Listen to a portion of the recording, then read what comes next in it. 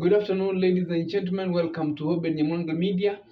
Today, I want to talk about the story of MORARA KEBASO. MORARA KEBASO is one of the young, popular guys in the country right now due to what he is doing. But before I proceed to give you more stories and explain how Morala has become popular day in, day out, just take a second to subscribe to our channel so that whenever I'm doing such a video, you'll always the first one to be notified. So, MORARA KEBASO, this young businessman, formerly businessman, who was dealing in furniture business. He was doing a furniture business. He was selling furniture in Nairobi under the MORARA KEBASO Furniture Enterprise.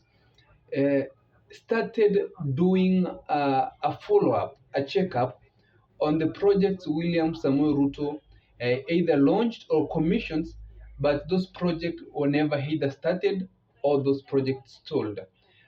Ni kijana mdogo ambaye ameenda maeneo tofauti tofauti ya nchi ya Kenya.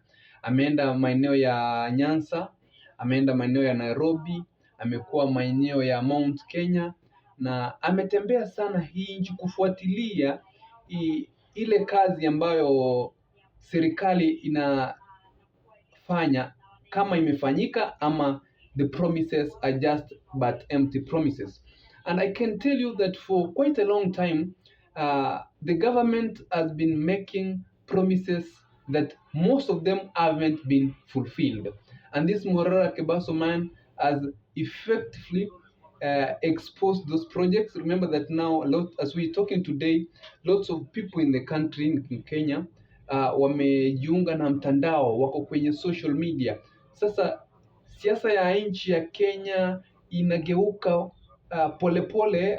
Vile naona our politics is slowly turning, and a lot of young people, especially young people, are on social media. So whenever something is done in the country, it's able to be followed very fast, and people can be made aware of that project very fast, and they are able to know what really is happening in the ground. And Murara Kebas has taken advantage of that. He has exposed those projects that the government promised or launched, commissioned, and they are stalled.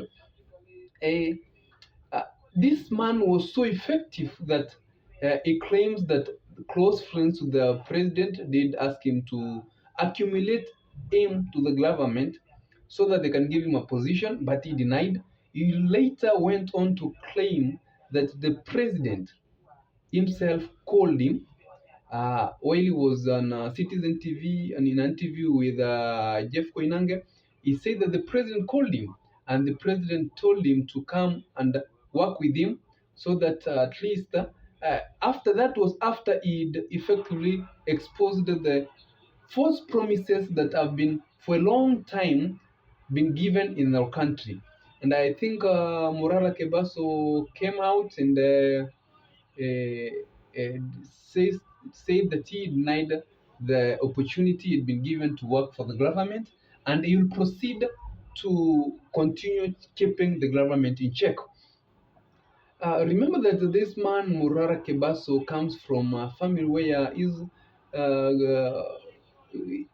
grandfather was assassinated. His father was assassinated for doing exactly the same thing Murara is doing, where he used to question the government. But remember that now we're in a different era of working, and this man is very, very, very courageous. The other day was Nyeri, and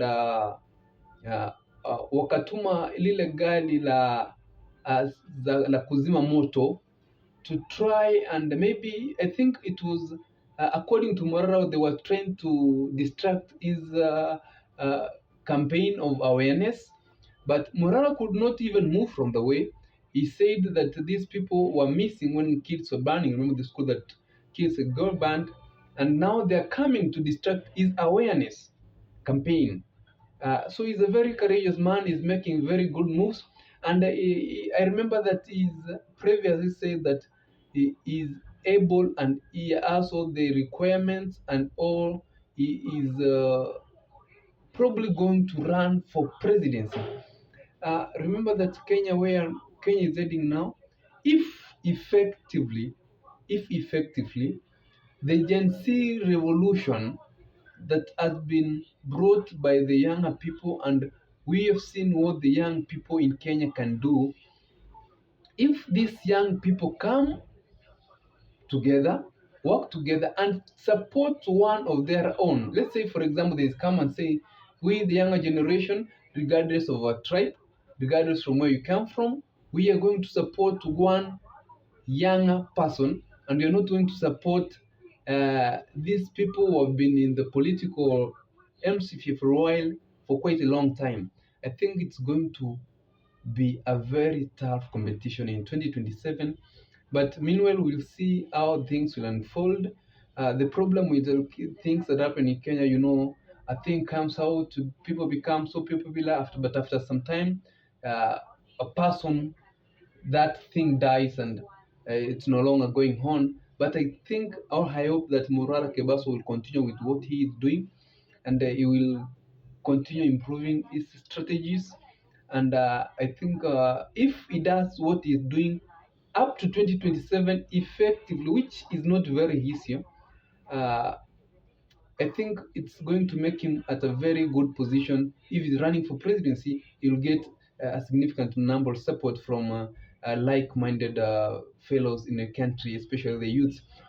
Remember that uh, what surprises many is that Morara Kebaso at time comes he asks for Kenyans wamtumie kitu kidogo cha mafuta ama cha kutembelea, afanye hiyo check of what the government's doing, and Kenyans are very willing to support.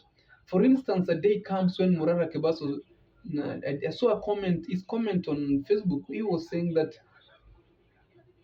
Kenyans had sent him money to his M-Pesa until it had reached the maximum required amount in the M-Pesa that day.